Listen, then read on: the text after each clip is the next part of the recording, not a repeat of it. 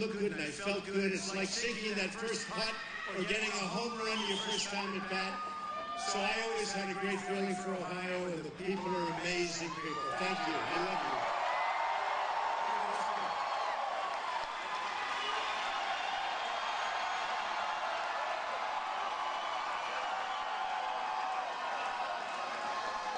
I don't know if the media is getting this. I mean, here we have a full hangar.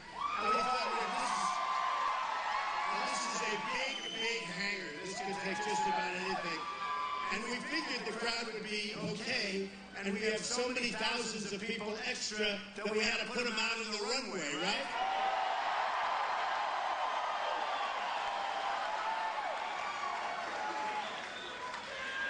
They never want to capture that, just so you understand. So it's really fantastic. Let's address... Thank you, darling. I love you too, darling. This is amazing. So let's address yesterday, should we? So, look, we had a tremendous rally in Chicago planned. We were going to have over 25,000 people. The arena was seating about 11,000. We had registered much more than 25,000. So what we did... That's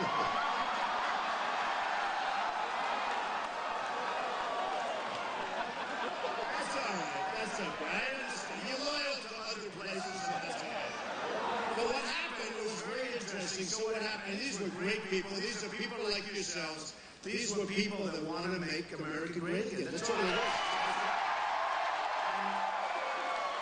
And they were pouring into the arena, good arena, everything nice, and all of a sudden, a planned attack just came out of nowhere, and it was printed by people that were professional people. If you look at the posters, they're all printed, they have a mark on them, who made them, all done by a group, all very professionally done, a disgrace if you want to know the truth. And with these thousands of people, and fortunately we were able to let a lot of them know, don't go, because we would have had a problem like you wouldn't have believed. Just like Big Nick over here, he would have been in there, they would have wiped him out, and that would not have been good. And we made a decision. We said, and I hated to do this because, frankly, it would have been easier to go. But I didn't want to see anybody get hurt. You would have had a problem like they haven't seen in a long time. Because we have people that are so amazing. And it's not necessarily loyal to me. It's loyal to the country. We want to see things happen. And they're loyal to the country. It's okay. USA is right.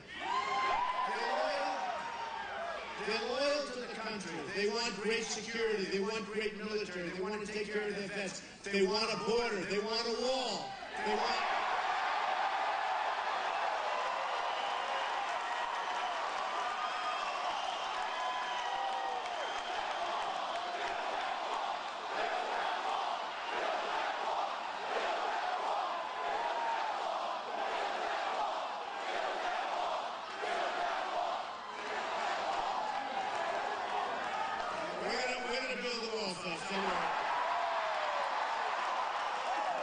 Who's going to pay for the wall?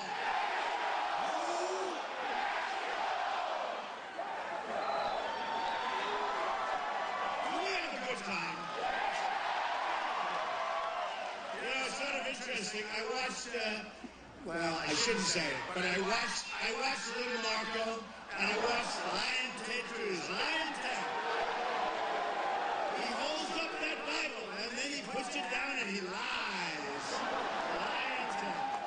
Even Rubio said, boy, he's a liar. He lies about everything. And you know, I have the evangelical vote. And I've had great support from Jerry Falwell Jr., everybody, Sarah Palin. We have such unbelievable support. But I had the evangelical vote. And I won in South Carolina, all of these. I mean, we did so well. And he was supposed to win in South Carolina, and I won in a landslide, and we got the evangelicals. You know why? Because they don't like liars. They don't like...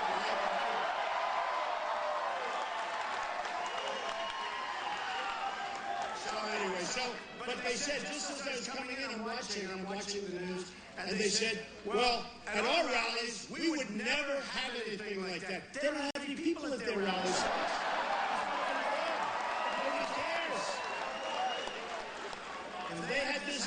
have about 4 people in the corner over there in that little corner office. You know, and they'll call it a town hall meeting. You ever notice? They say town hall meetings. They always say, why don't you have more town hall meetings? I said, because I have too many people. Can't have it.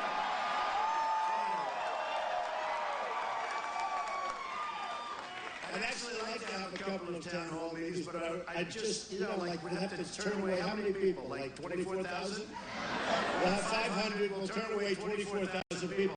So, what happened yesterday was incredible. We dealt with law enforcement so good, so good. We love our police. We love our police. We dealt with law enforcement and everyone. Secret Service, great, the whole group.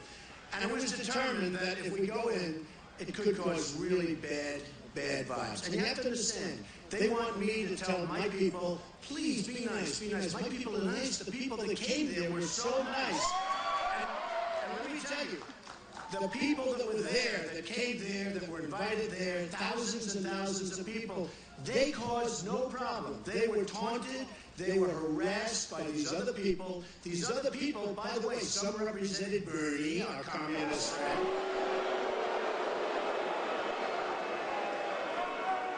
Now, really, Bernie should tell his people there weren't too many Hillary people there. You know why? I mean, in all fairness to Bernie, the reason there weren't Hillary people, they have no fervor. There's no fervor. Say what you want about Bernie, at least have a little bit of fervor, right? But with Bernie, so he should really get up and say to his people, stop, stop. Not me, stop. They said, Mr. Trump should get up and this morning tell his people to be nice. My people are nice, folks. They're great. They're great. My people are great. My people are great. So here's the story.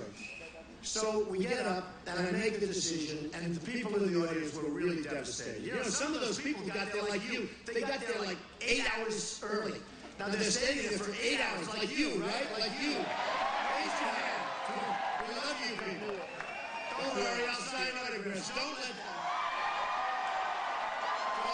them rip you away from that position. No one's. The only one who could rip you away is Nick Mangold. That's the only. Him, we can't do anything about, right? So anyway, so what happened is everybody was fine, everybody was behaving, and what they've done really on the other side, it was MoveOn.org or one of these groups, bad groups. These are bad people. It's bad. These are people that truly don't want to see our country be great again. I'm telling you that. And we want to get along with everybody, and we can get along with people. We're going to unify the country. Our president has divided this country so badly.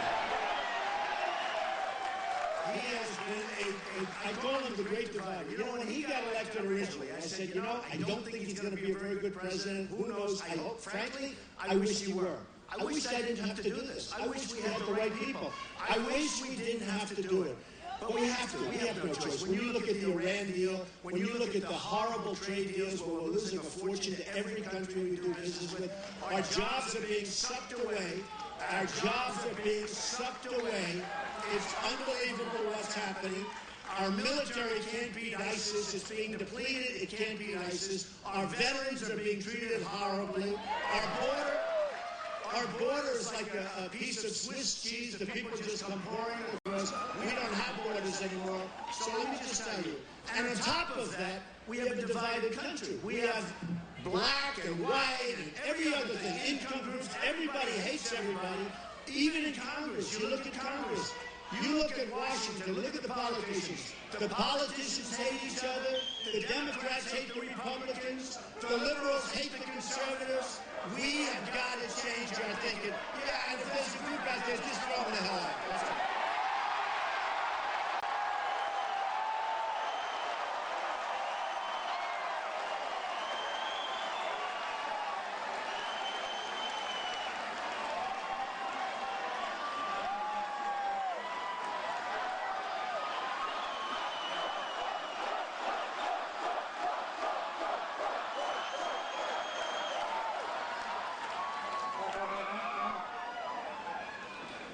So look, we cannot let our First Amendment It just can't. We cannot let our First Amendment rights be taken away from us, folks. We can't let it happen. We have a right to speak. I mean, we are law-abiding people. We're people that work very hard. We're people that have built this country and made this country great. And we're all together. And we want to get along with everybody. But when they have organized, professionally staged wise guys, we've got to fight back. We've got to fight back.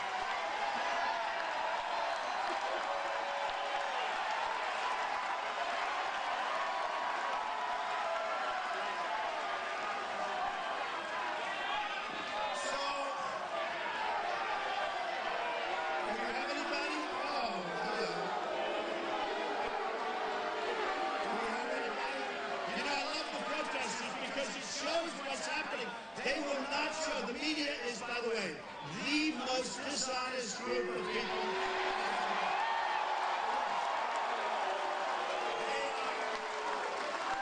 They'll say today, Donald Trump came to Dayton and he had a small crowd, a slithering of people. They don't say it was so big it was bursting out of the biggest hangar I've ever seen. They'll say a small crowd or a representative crowd was there. You know, that means like what, 15 people? We have these crowds everywhere, folks. Let me tell you something. We have amazing people in this country. I am so impressed with the people of our country. We're going to start making Apple products in the United States. Okay? When Carrier Air Conditioning says they're leaving the United States, 1,400 people, because they're going to build in Mexico, and Ford is going to build in Mexico, and Nabisco is leaving Chicago because they're going to build in Mexico, not going to happen with me. We're going to keep our businesses here.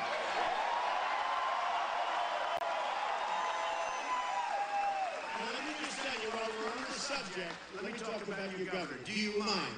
For about 2 minutes, okay? I want to tell you. Because he's got, I mean, it's a boring subject, but we'll talk about it in a minute. Look, he was the managing director of Lehman Brothers, which was one of the great catastrophes in the history of this world.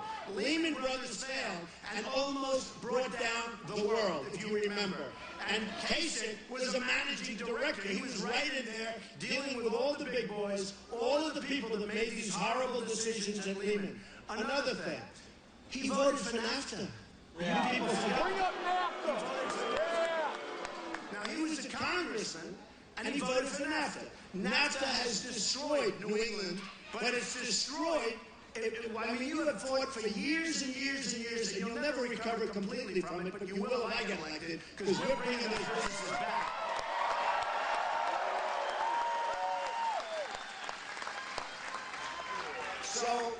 So NAFTA, putting a vote up, in my opinion, anybody that puts his hand up for NAFTA, Clinton signed the bill, but NAFTA wiped out states. It wiped out entire states. It wiped out New England. It's taken years and years and years, and you look at those factories, and they're made into senior citizens housing, and it's all wonderful. But we need jobs, folks. We need jobs. We don't have our jobs anymore. Our jobs are going to China, to Japan, to Mexico. Our jobs are going to Vietnam. We're losing our jobs. We're losing our base. We're losing our manufacturing. We're losing everything. We're losing it every single item, no matter what, whether it's healthcare or whether it's trade. I mean, think of it. Our military. Do we have great military, right? Oh, we have a problem. We have a problem. Our military can't beat ISIS. Now, I know we could knock them out in 2 days if we wanted to, but we don't have. You know what I call ourselves? We're the politically correct warriors, okay? We can't attack the oil because it's going to go into the environment and it's going to affect the carbon footprint. Do you believe this? And have I been saying for 4 years, hit the oil, hit the oil, hit the oil? I've been saying it for years. And I also said, by the way, don't go into Iraq. You're going to destabilize the Middle East. I said it loud and clear. You know, they try and say, oh, but years ago. Let me tell you something. I said, don't go into Iraq. Now, it turned out that Iraq, you know, I mean, in all fairness, they didn't have weapons of mass destruction. I'm not saying I knew that. I said for other reasons don't go in. But we have destabilized the Middle East. All of the things that you see right now, that was one of the worst decisions ever made. Then you have Obama, and he made it worse. Because what he did, when he not saying when, and keeping some soldiers there. Look, you shouldn't have gone in. You shouldn't have gotten out with everybody. And then what he does, he announces a date. We're going to be leaving by such and such a date. And the other side is looking and they're saying, I can't believe he gave us the date. It must be some kind of a wise guy move, right? It wasn't. He moved out that date. And they all just pulled back. And that's what they did. Do you remember about 2 months ago, 3 months ago, they said, we're sending 50 soldiers in, right? 50. And then you say, why can't we be unpredictable, right? In war. Why can't, it's like these guys, these dishonest people back there, they're always saying, what will you do about ISIS? And I'm supposed to lay out my plans. I never wanted to say attack the oil to them. I never wanted to say it. I wanted to knock the crap out of the oil. I don't want to say it. I want to surprise the enemy. You know, wonderful. Look, I want to surprise. You know, unpredictability. General Douglas MacArthur. I had great respect for MacArthur. I had great respect for General George Patton. You know what they're doing now? Right now, they're spinning in their grave as we announce every single move. So we announced a few months ago, we're sending 50 soldiers. Now, number one, it's not even a good announcement because 50 soldiers, it sounds like that. But these are very elite people, very talented people. They right now have a target on their back because of the announcement. Why don't you just send them in, President, and keep your mouth shut and just relax?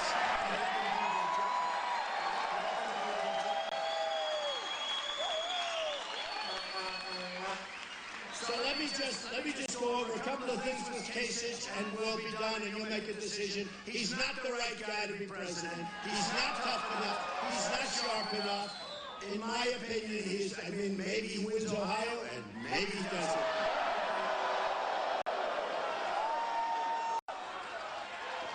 He's very weak on illegal immigration.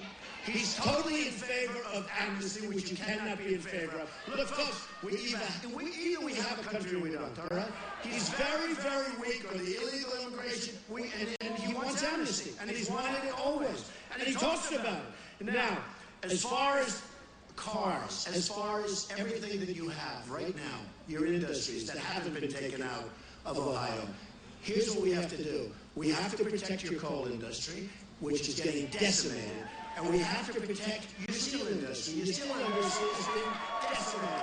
It's been decimated. Now, your governor is in favor of the Trans-Pacific Partnership, which is a disaster. By the way, I'm telling you, it's a disaster. And I was so strong in the debate on it. And I think, did I do well in that debate? I actually like debating the other way better. But they all came to me, they said, even my daughter Ivanka, Dad, you're the smartest one up there, but you have to act presidential. And you know, if you mind if I take off my coat, the weather's so beautiful.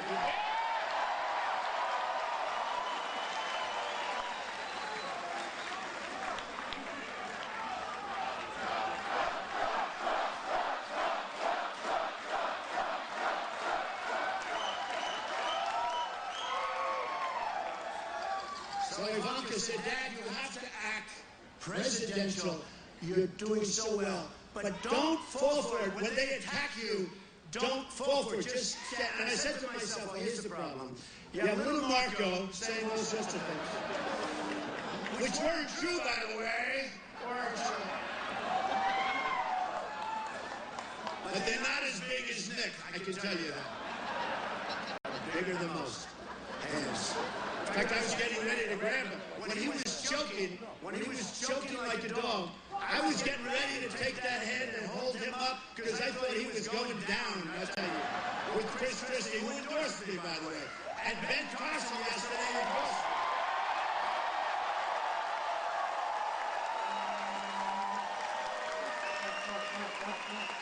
It's interesting. I got a call from a couple of very, very great people and strong evangelicals yesterday, and they said, you know, we were teetering on you a little bit.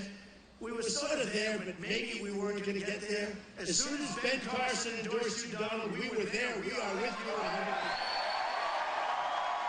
I want to thank them. But look, your coal industry, your steel industry, all these industries are under siege. The EPA is the Environmental Protection Group. I mean, they are a disaster what they're doing.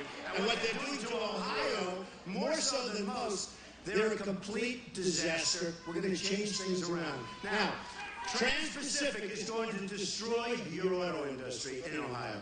They're going to do everything. They're going to take it away from you just like you're a bunch of babies. Not going to happen if I become president, okay? It's a horrible, horrible trade agreement. Doesn't get any worse, but it's a horrible trade agreement. You have 12 countries, all of whom want to rip our heart out. You have China, which is not a part of it, but wants to be a part of it at a later date. They're watching every move. The document, I hear, is 6,000 or 7,000 pages long. It's too complicated. It's too big. Each country knows every word of that document, and our congressmen and our our people have never even looked at it or read it. We don't even know what the hell it says. We should not do it. And the most important weapon that they have to kill our industry and to destroy us on trade is monetary manipulation, devaluation of their currencies. And they are grandmasters. The greatest of all time is China. But Mexico's getting really good at it. Japan is a total professional. Japan, what they're doing with the yen and what they're doing to us with the cars is incredible. And it's got to stop. It's got to stop. You know, you go over to Los Angeles, you see those boats, the biggest ships you've ever seen, loaded up with cars from Japan. You know, NASCAR and Brian France, I guess you probably heard from NASCAR. They endorsed Trump. And many of the drivers, we have such great people up there, including the young, hot rookie, Chase Elliott. We know Chase and his father, Bill. I mean, the whole group. It's a great group. But they understand. They get it. They're really smart people. They get it. We got to keep our industry. Now, your governor wants to do TPP. He's got to take it away. Got to take it away. Regardless of what happens on Tuesday, he's got to take that support away. Because TPP, Ohio is a target. Of TPP. You'll lose your auto industry entirely, and you have to get it stopped. So with all of that being said, you have a governor that honestly, if you didn't hit oil, Ohio would be a disaster right now. You got lucky. You were sitting on top of oil, folks, okay? Like Saudi Arabia got lucky. By the way, we protect Saudi Arabia. Before the slide, they were making $1 billion a day. They pay us peanuts, okay, like we're indentured servants. They pay us peanuts. Now, they make $1 billion a day, so now let's say they make half. The oil went down. And the problem with Ohio, by the way, now that the oil is down, you've got big problems coming. Because you had, in the United States, the largest increase in a budget in the United States, 35 or 36%, the budget of Ohio.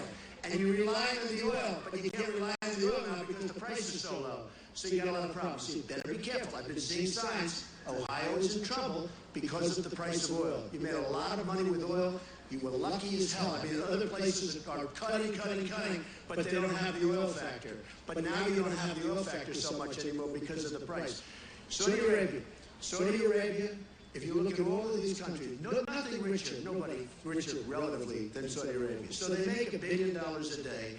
Every time there's a threat to Saudi Arabia, we turn on the ships, send over the planes. It costs you $1 million just to turn a button on some of these ships, right?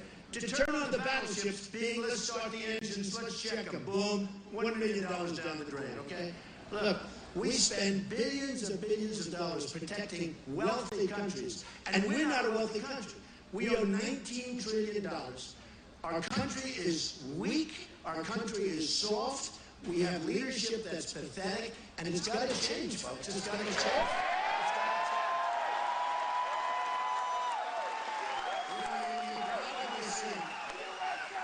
This whole thing of torture. I don't want torture. I don't like torture. Nobody wants torture. But we're dealing with people that are animals. We're dealing with people in the Middle East that chop off heads, that drown 50 people at a time in steel cages, heavy steel cages, and they drop them in the water, usually ocean, wherever they can find, and they drop them in the water, and they hold them for 1 hour, and then they pull them back up all dead, and then they put another 50 in. We're dealing with animals. And then the question was asked, and it was a tough ask. They went to Ted Cruz, who was on my left. By the way, I've been on the center of every debate from the very beginning. And I never did this before. I never debated before. I do get credit. They say, you know, one of the wise guys back there said, you know, and actually I liked him that day. He said, you know the amazing thing about Trump? He's not a politician. He's only done this for 8 months. And he's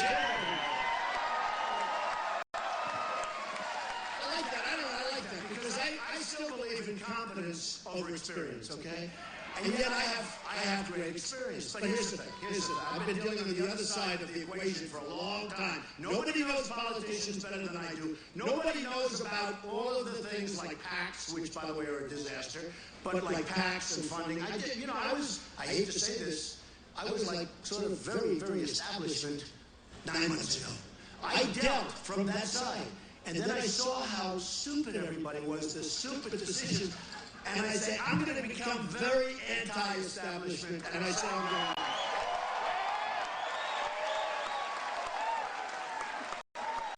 And the establishment said, hey, Jim, do you believe this? Trump is running. This is bad. He's self-funding his campaign. He doesn't want our money. We're not going to be able to control him. We've got to fight him.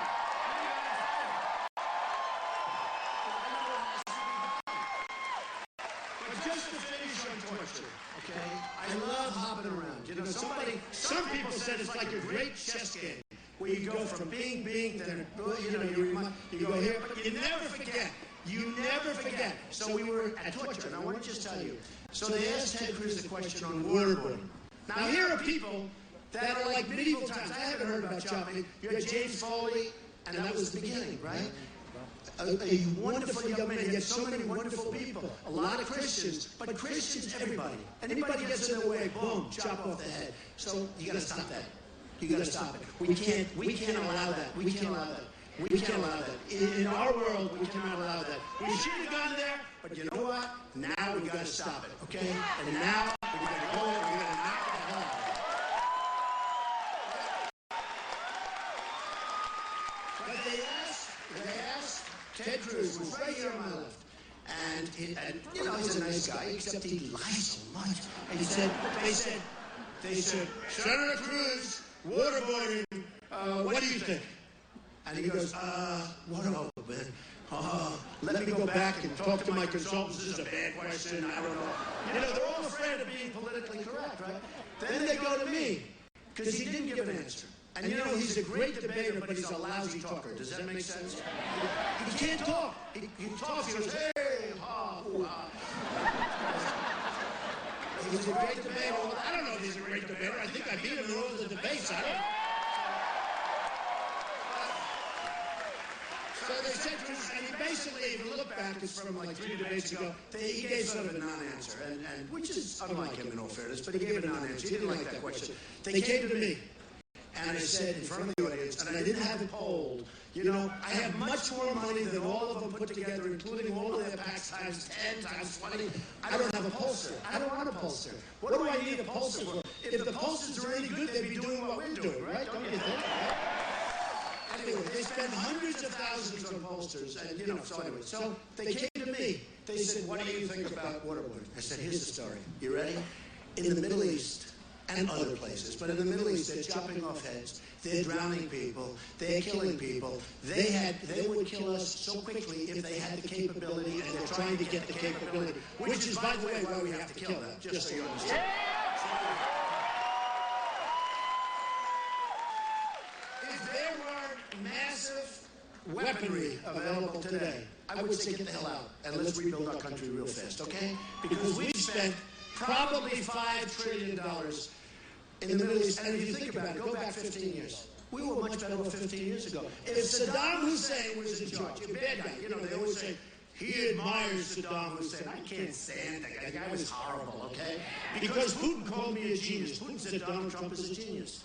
They all said, I would thank you. She said, you are. That's right. But Putin said good things about me. He said he's a leader. There's no question about it. He's a genius. So they all said to the media, they said, Don, and you saw it in the debate, they said, you admire President Putin. I said, I don't admire him.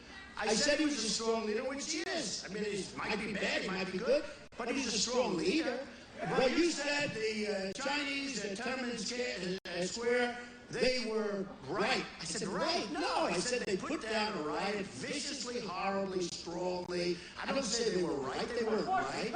They are so dishonest. And if I didn't have a big speaker system in terms of my mouth, but the people that listen to it, and Twitter, at real Donald Trump, by the way. Oh,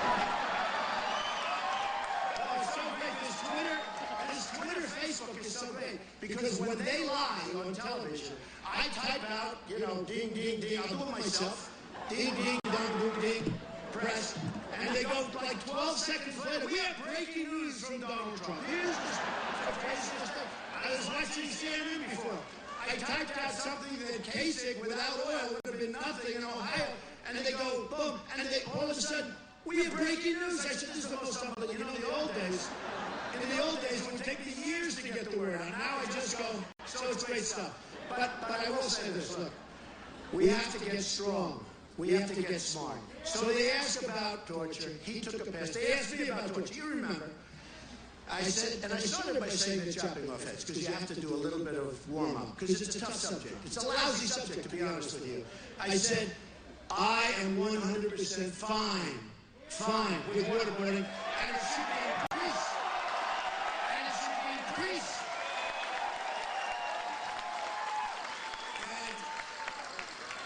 And by the way, just so you understand, they said, well, he wants to disobey the laws, and it is true. We have laws. If you're too rough, think of this. We're too rough with our enemy. They've just chopped off 3 heads of Christians who are great people, who went over there to help people. They get caught, and not even a question of getting caught. They weren't hiding. They grab them. They chop off their heads because they're great people that are helping people, right? And I'm saying to myself, and I have to defend this, but just so you understand. So we have laws, and we have rules and regulations, and rules of engagement. They have nothing. Very hard to beat somebody when you have rules, regulations at a very high level. I mean, this has never happened before. So we catch one of these animals that had just chopped off 10 heads. And we don't even know where we can try them. First of all, they're going to Guantanamo Bay. Okay, just so you know. They're going to Guantanamo Bay, and that's going to be it. But you see the money we spend in Guantanamo? We're spending hundreds of millions of dollars a year, and we have like 90 prisoners left or 60 prisoners left. Believe me, we can do better than that, folks. There's so much fat. We spend hundreds of millions of dollars a year maintaining a place for 90 people. Look, we can do much better. Our government is so fat and so disgusting. Torture. So I said, we have to, waterboarding's fine. And also, if we can go much worse than waterboarding, that's okay with me.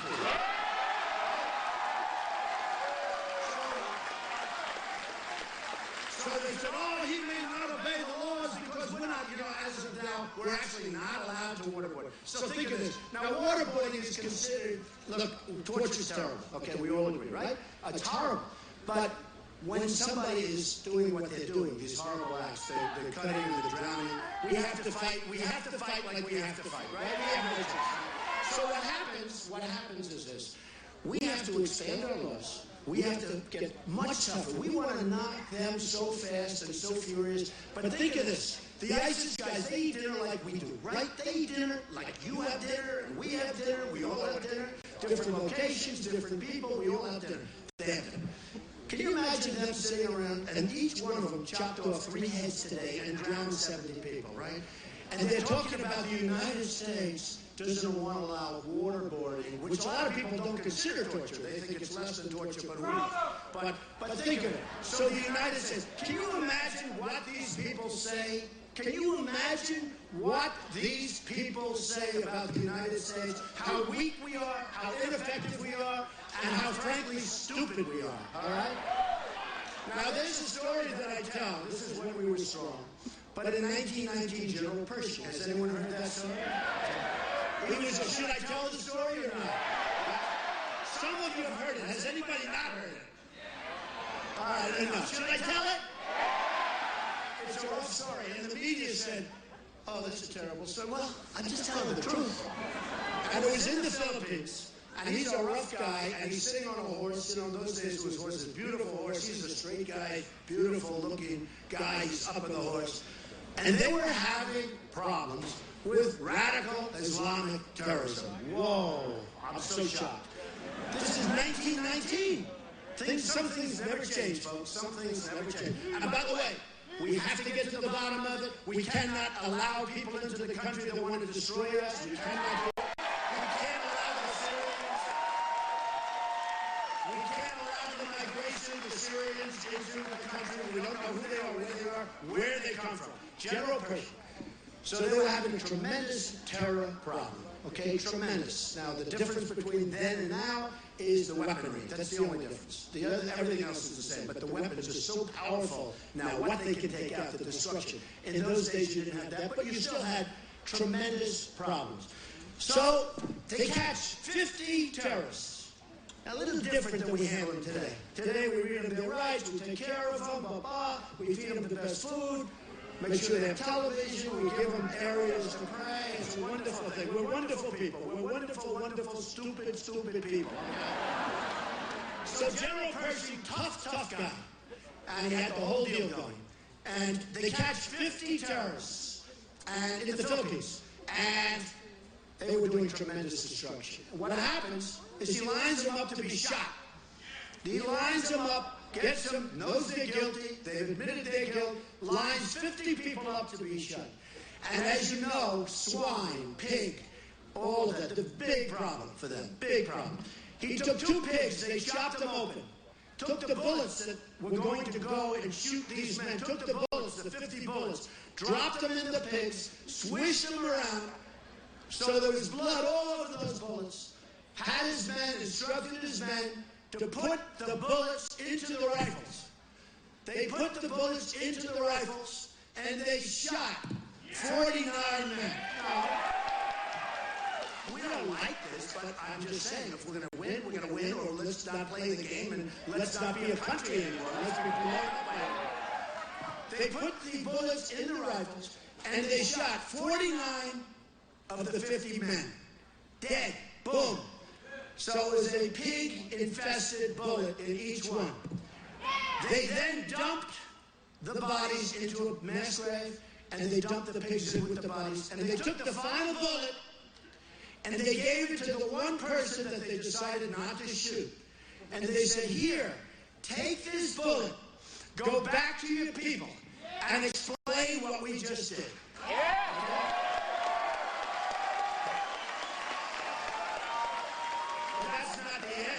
Here's the end. You want to hear the end? He went back and he said what just happened. For 28 years, there was no terrorism. 28 years.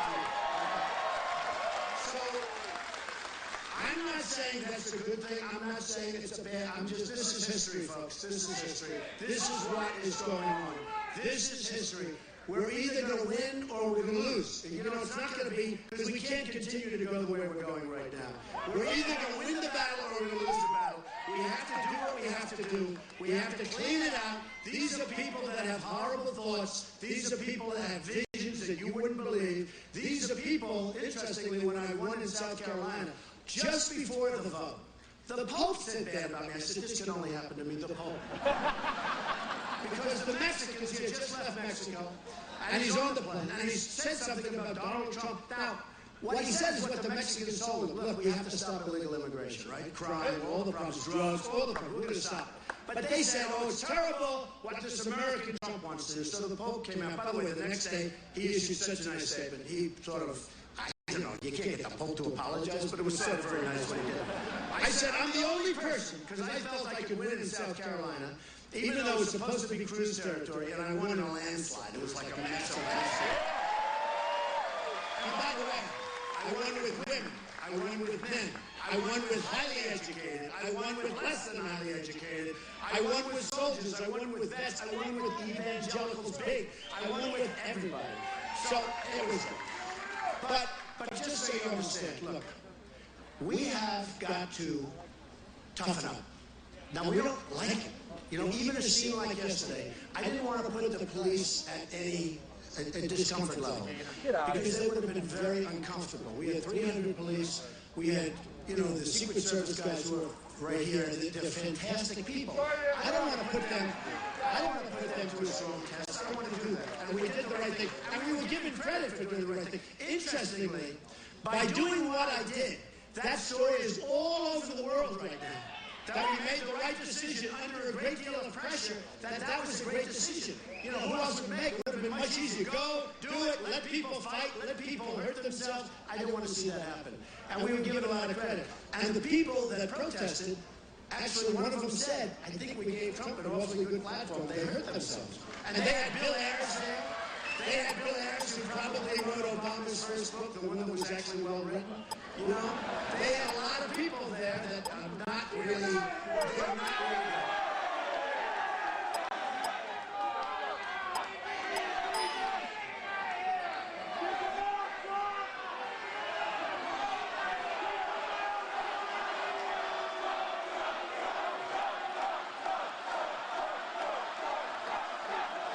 We have to have one protester, right?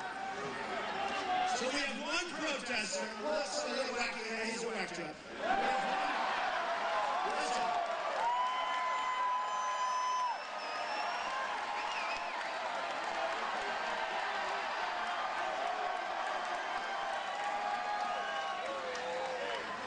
So we have one protester, and watch the story tomorrow. Massive protest at Trump rally.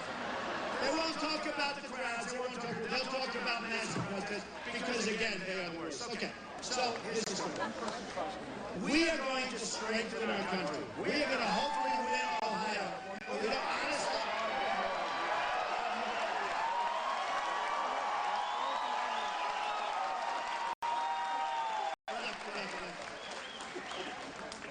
Kasich is a baby.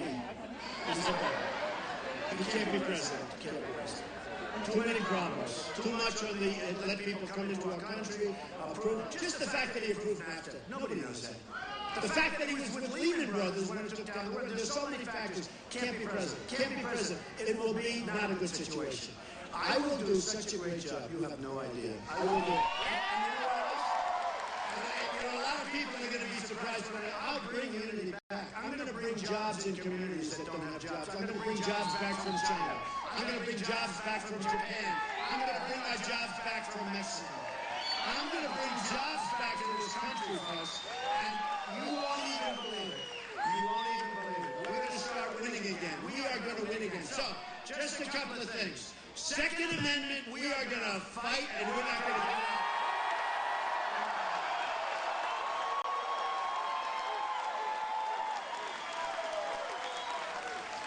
Trade deals. We're going to make some of the greatest deals ever made. They need us much more than we need them, folks. Remember.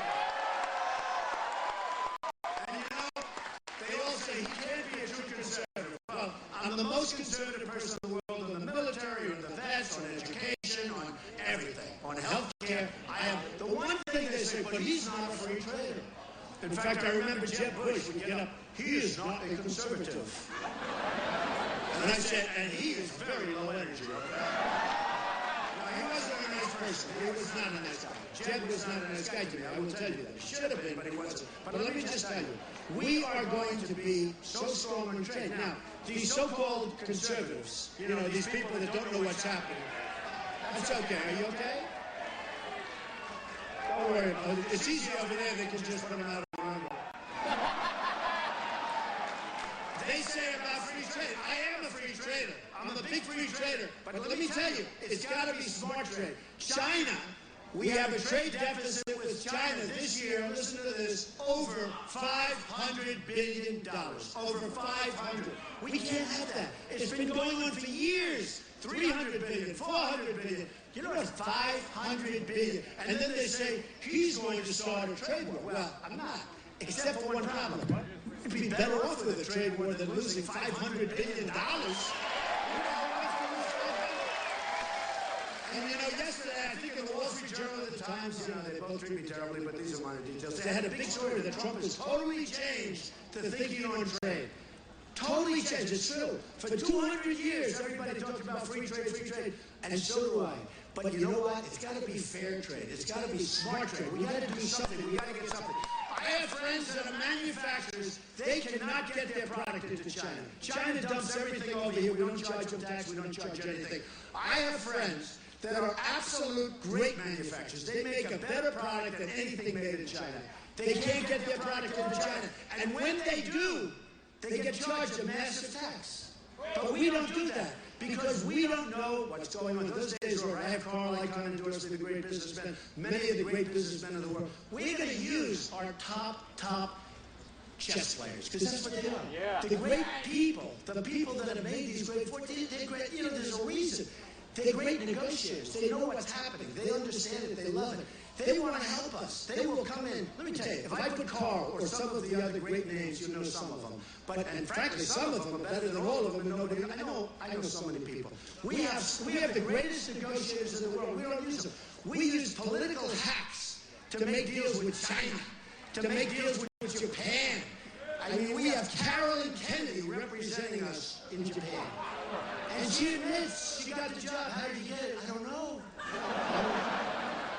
And she's a lovely person. I always say, I like her because Ivanka likes her, okay? I just don't want her trading on automobiles, okay? I want to get some ruthless free. I want to get one of the killers, right? Somebody that you don't want to have dinner with. I mean, some of these guys are so bad. If you ever met him, this beautiful young woman, if she ever met him, you would get sick to your stomach. You wouldn't want to have him over for dinner. You wouldn't want to talk to him. You'd say he's a horrible, horrible human being. He's rude, he's crude, he's vicious. You want nothing to do with him. I want him negotiating for us, folks. Okay? But I have the best. Actually, some of them are very nice. Not too many of them, but that's okay. But some of them are very nice. But these are our greatest negotiators. We're the greatest in the world. But we're losing our companies. Pfizer is leaving, right? Pfizer. Take a look at Carrier. Now, what I would do, and I get killed for this. They say, well, that's not very, free. But look, Carrier just announced, so I told you, they announced they're moving into Mexico. Here's what I do. And Ford, much bigger. Ford, $2.5 billion plant. But I've been talking about that for a long time. And now they're doubling up. They're going to build much more in Mexico. It was announced 3 days ago. You know why? Because nobody in our administration talks to them and says, you can't do this, folks. You can't leave us like this, folks. You can't keep doing this, folks. But I'll take Carrier. That's so easy. I don't want to use Carl or any of the killers. I just want to say it's so easy. Oh, I do this stuff. I do this stuff so well. I do it so well. So here's the story. You ready? And by the way, I put in some of the greatest financial statements ever seen by man into the General Elections Commission. Everyone said, he'll never give us financials. I reported all of my financials, and the reporters are saying, oh, damn it, they're really good. They were hoping. And a friend of mine who's a very rich guy said, now I know you're rich, because you would have never run if you weren't really rich. You better believe it. So anyway, I built a great company, very little debt, tremendous cash flow, some of the greatest assets in the world. I mean, I owned Doral. We had the big championship last week. Hundreds of acres in the middle of Miami. I own all of these buildings, Trump Tower, and 40 Wall Street, the Bank of America building in San Francisco, big chunks, and all these things, many tremendous assets, some of the greatest. And the reason I say that, very simple, very, very simple. Because that's the kind of thinking we need in our country, at least.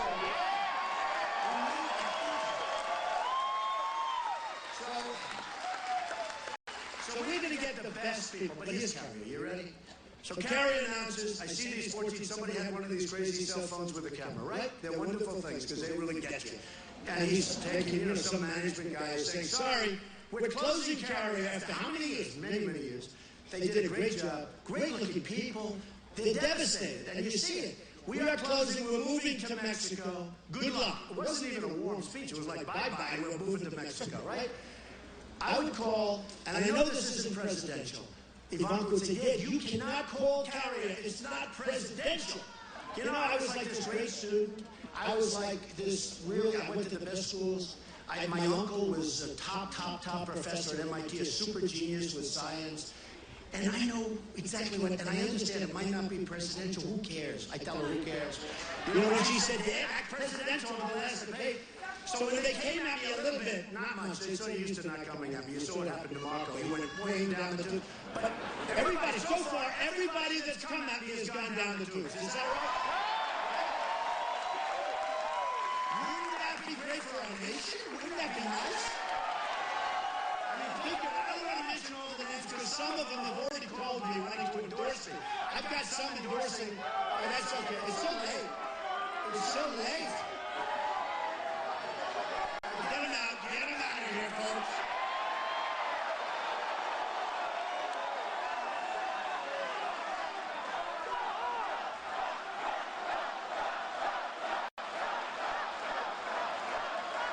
Why is he angry? I'm just saying we're going to make great trade deals. Why is he angry? We're going to make great trade deals. Why would anybody be upset? And what took him so long to put up his hand? We're almost finished. What took him so long?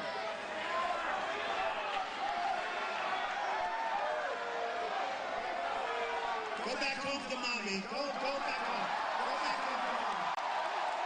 Go back home. That looks like he's 15 years old. What's going on here? What's going on? I take him back home to mom. She'll lock him in his bedroom. So folks, here's what happens. I will call up Carrie for president. Because I have to do it myself. I know it's not.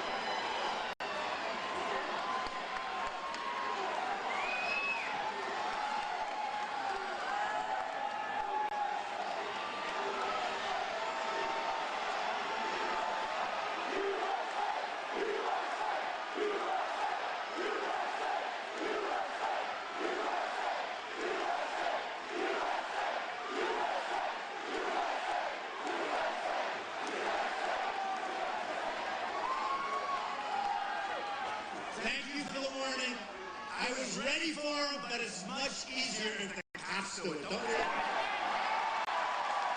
a great job. What a great job. And to think I had such an easy life. What do I need this for?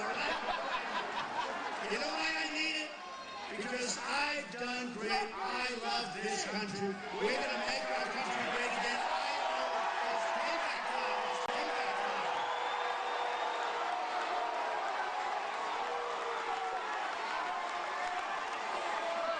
These guys are so fantastic. I saw everything. I'm going to call up Carrie, and I'm going to tell the head of Carrier, I hope you enjoy your stay in Mexico, folks, but every single unit that you make and send across the border is now will be real. You're going to pay a 35% tax. 35% tax. And you know what Carrier's going to do? They're going to call me in 24 hours because I'm not taking care of my special interests. I'm not taking care of my donors. They're going to call me back and they're going to go, Mr. President, we're moving back into the United States. We're going to build the United States. That's what's going to happen. 100% sure. So let me just tell you. Are you ready? We don't win anymore, but we're going to start winning. We're going to win with our military. We're going to win with our vets. We're going to take care of our vets. And by the way, our military, and it's the least expensive thing we can do because we don't want to use it. Remember, I was against, I'm the most militaristic person here, but I was against that ridiculous war. Our military is going and nobody's going to mess with us, folks. Nobody.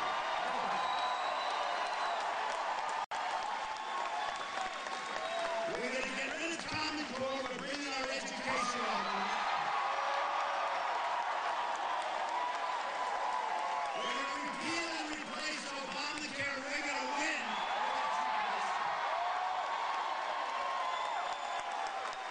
We're going to have such strong borders. You're going to be so proud of them. We're going to have such strong borders.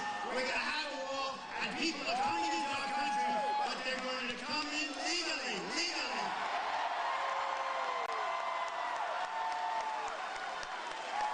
Now, so important is this. So important. Cases cannot do the job. In fact, most people don't even know how to pronounce his name. Kasich. Pretend it's a K. Kasich. He cannot do the job, folks. He's not your president. I hope you go to the polls. By the way, is there anything more fun than a Trump rally?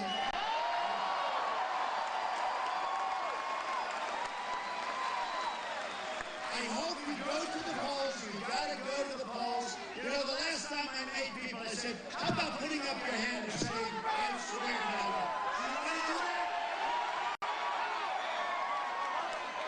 Okay, ready? I love you all, by the way. I love you all.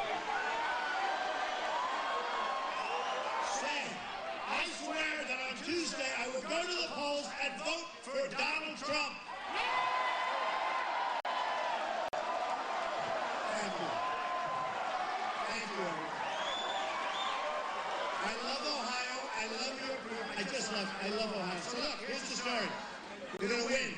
We're going to win. We're going to win so much. You're going to get tired of winning, maybe. We're going to win everything. You are going to be so proud of your president. You are going to be so proud of your country. On Tuesday, go vote. I love you